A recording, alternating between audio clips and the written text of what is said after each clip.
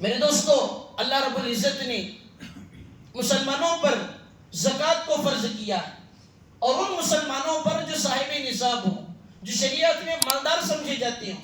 اور اللہ رب العزت نے اس امت پر بڑا احسان کیا. پچھلے زمانوں، پچھلے امتوں کے اندر بھی، امم سابقہ کے اندر بھی زکوٰۃ فرض تھی. ہم قرآن پاک کے اندر بہت سی مرتبہ سنا ہے، اذکر فی الکتاب اسماعیل انہ کان صادق الوعد وکان رسولا نبیا وکان یأمر اہلہ بالصلاۃ والزکاۃ.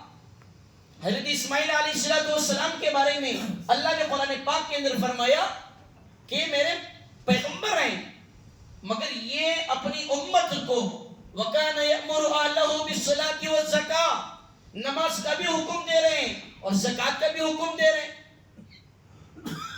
سیدنا حضرت عیسیٰ علیہ نبینا وعلیہ السلام ابھی پیدا ہو کر پہلا ہی دن ہے.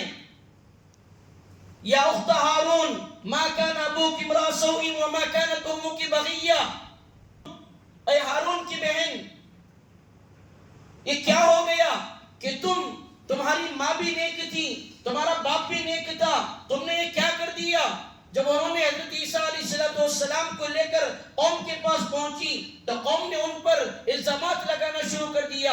تو اس وقت میں حضرت مریم نے فاشارت الیہ، اس بچے کی طرف اشارہ کیا کہ جو کچھ پوچھنا ہے اس بچے سے پوچھ لو. تو لوگوں نے کہا قالوا کیف نکلم من کان فی المہد صبیا، ہم اس بچے سے کیسے پوچھیں جو آج ہی پیدا ہوا ہے اور جو گہوارے میں سویا ہوا ہے. تو حضرت عیسیٰ علیہ السلام ابھی آج ہی پیدا ہوئے ہیں اور پہلے ہی دن جو اعلان کر رہے ہیں اس کو سننا ہے. انی عبد اللہ، حضرت عیسیٰ علیہ السلام نے کہا کہ میں اللہ کا بندہ ہوں. آتانی الکتاب وجعلنی نبیا وجعلنی مبارکا اینما کنت واوصانی بالصلاۃ والزکاۃ. تو حضرت عیسیٰ علیہ السلام پہلے ہی دن یہ اعلان کر رہے ہیں کہ میں اللہ کا بندہ ہوں اور اللہ نے میرے اندر برکت عطا فرمائی ہے، میں جہاں بھی رہوں گا برکت ہی برکت رہے گی. اور اللہ نے مجھے نماز کا حکم دیا ہے، وَأَوْصَانِي بِالصَّلَاةِ وَالزَّكَاةِ، اور اللہ نے مجھے نماز کا حکم دیا ہے اور اللہ نے مجھے زکوٰۃ کا حکم دیا ہے. تو میرے دوستو، یہ زکوٰۃ کا حکم اللہ نے پچھلی امتوں کو بھی دیا تھا اور اس امت کو بھی اللہ نے زکوٰۃ کا حکم دیا ہے. مگر ہماری زکوٰۃ میں اور ان کی زکوٰۃ میں بہت زیادہ فرق ہے. پچھلی امتوں کو اللہ نے جو زکوٰۃ کا حکم دیا تھا وہ اس طریقے پر تھا کہ وہ اپنے مال میں سے 25% نکالتے تھے. اگر 100 روپے کا کوئی مالک ہے تو 25 روپے اللہ کے راستے میں دینا پڑتا تھا پچھلی قوموں کے اندر.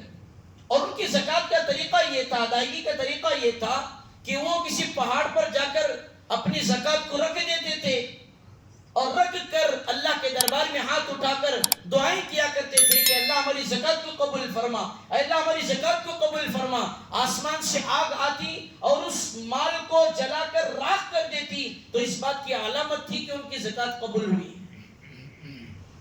اور اگر اپنے مال میں سے 25% جا کر رکھ دیے پہاڑ پر کسی اونچی جگہ پر اور دعائیں کرتے رہے اور آسمان سے کوئی آگ نہیں آئی اور آگ آ کر اس مال کو نہیں جلائی تو پھر اس بات کی علامت تھی کہ ان کا مال اللہ کے دربار میں قبول نہیں ہوا. اور اللہ نے اس امت کے لیے ایسا تو نہیں کیا. اللہ نے اس امت کے لیے 25% نہیں، صرف 2.5% اللہ تعالیٰ نے حکم دیا ہے کہ اللہ کے راستے میں خرچ کرنا ہے، غریبوں کا حق ادا کرنا ہے. اور وہ بھی کون سا مال؟ جس مال کو اللہ نے دیا ہے.